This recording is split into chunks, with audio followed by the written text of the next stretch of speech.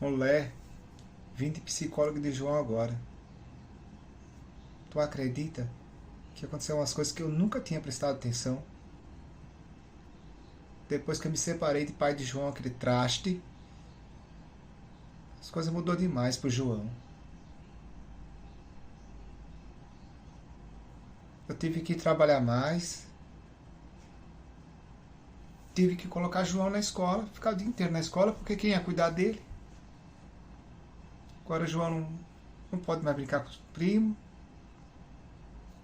O pai só aparece a cada 15 dias. Fiquei pensando nisso. Nunca tinha pensado nisso. Mas as coisas mudou muito pro João, né? Será que isso tem a ver com o comportamento dele? Será que eu preciso conversar com ele sobre isso? É, mulher. Que situação, né?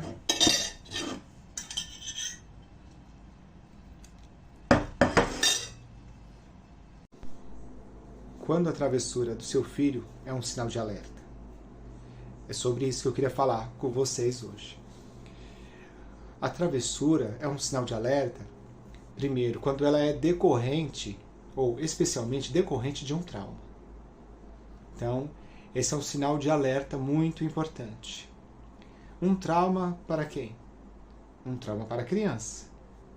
No exemplo do João, pode ser que a mãe tenha se sentido aliviada, por exemplo, com a separação.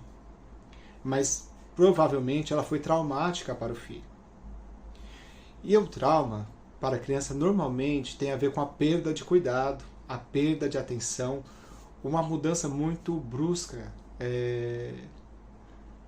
e desorientadora, né? Então, no exemplo, o pai, ele perde contato com o pai, né?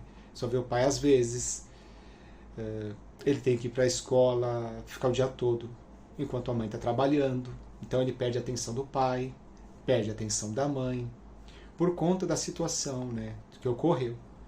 Então, o trauma é um trauma sempre ligado à perda, na maioria das vezes, nem sempre, mas a maioria das vezes, eu vou me restringir a essa parte.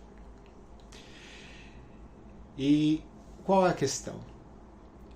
Que normalmente, quase que natural, que a criança, ao se comportar de uma maneira difícil, a ter comportamentos antissociais, ela faz isso de forma inconsciente. Ela está exigindo que o ambiente, que as pessoas devolvam a ela o que ela perdeu.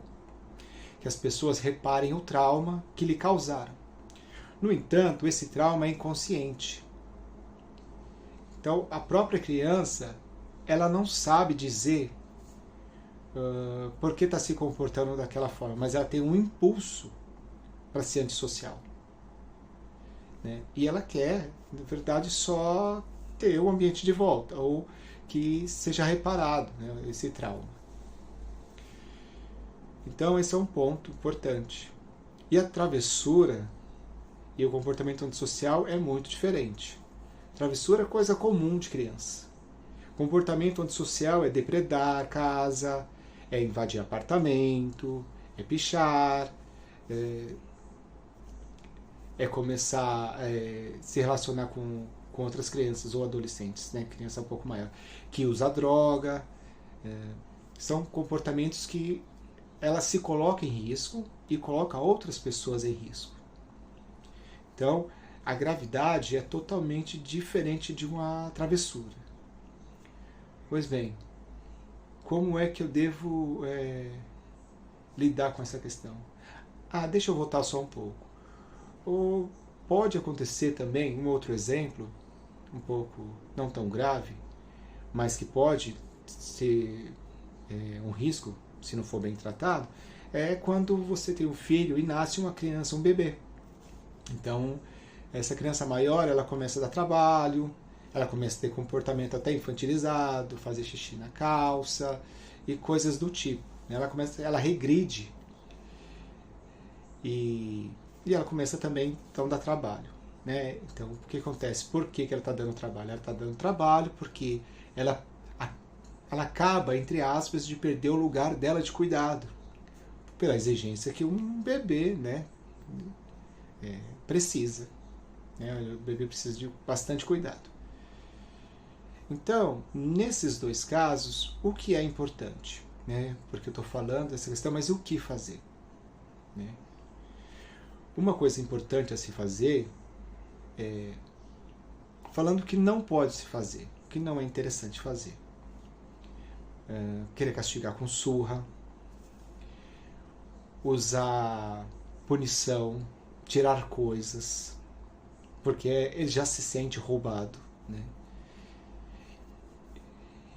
E essa questão do castigar, do punir, do tirar, a gente tem sempre que pensar o seguinte: por que é que eu estou fazendo isso?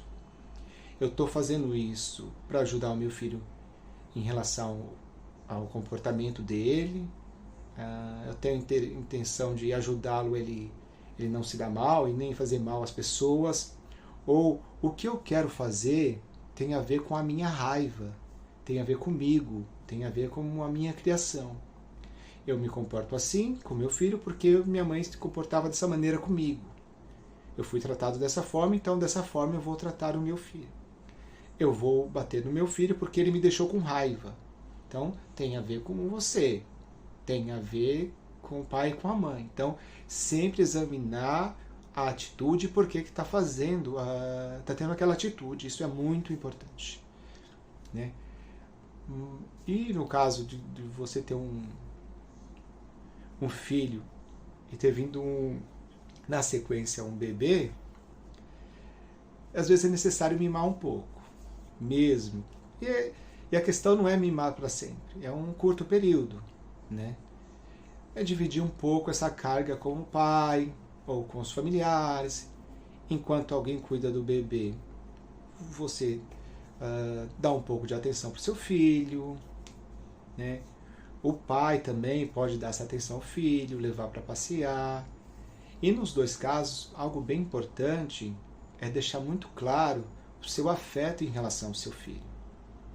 Né? Que embora você não concorde com a conduta, com os comportamentos, que está trazendo sofrimento tanto para ele como para os outros, você tem um afeto por ele, que ele é importante. Né? Então, como é que pode ser expressado isso? Através de um abraço, através de perguntas como é que você está, como é que foi o seu dia de aula. Então, deixar claro para a criança que você gosta, né, que você gosta dela, e isso não significa que você concorda com os comportamentos. Né? Então, é muito importante estar atento. E existem várias maneiras de intervir nessas situações. Né? Aqui é um vídeo reduzido, a intenção não é me alongar, mas existem várias maneiras de lidar com a tendência antissocial, existem várias formas de se manifestar a tendência antissocial. Aqui é só um vídeo curto para dar um alerta, tentar dar um direcionamento. Às vezes é difícil, né, para os pais lidarem com comportamentos antissociais. Eles não conseguem, né, não ser reativos. O que eu quero dizer com reativo? Eles não conseguem ser impulsivos. Né? Eu tento acabar com o problema através da agressão. Né? Então, querendo apagar fogo com gasolina. Isso não dá certo. E às vezes os pais precisam de ajuda também nesse sentido. Né? Para se entenderem, se conhecerem, entender por que se comporta da forma como se comporta, até para ajudar o filho. E às vezes a terapia é necessária tanto para o filho quanto para o pai e para a mãe. Né? Então isso é bem importante. Eu falei do risco. Né? Qual que é o risco? Né? Eu preciso fechar com essa questão. O risco é que se isso se permanece e não consegue se estabelecer uma conexão entre o comportamento da criança e suas causas, e se a conduta for errada, é muito provável e terrível, né? Mas essa criança ela pode ir para um caminho da psicopatia,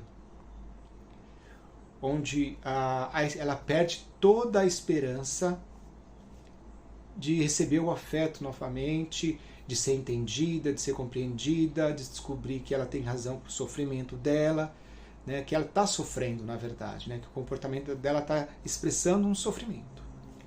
Então, é um sinal de alerta porque se isso não é tratado, se isso não é cuidado, né, não é considerado, ou ao invés de receber um cuidado, ela recebe consequentemente punições, a psicopatia é um risco real, né?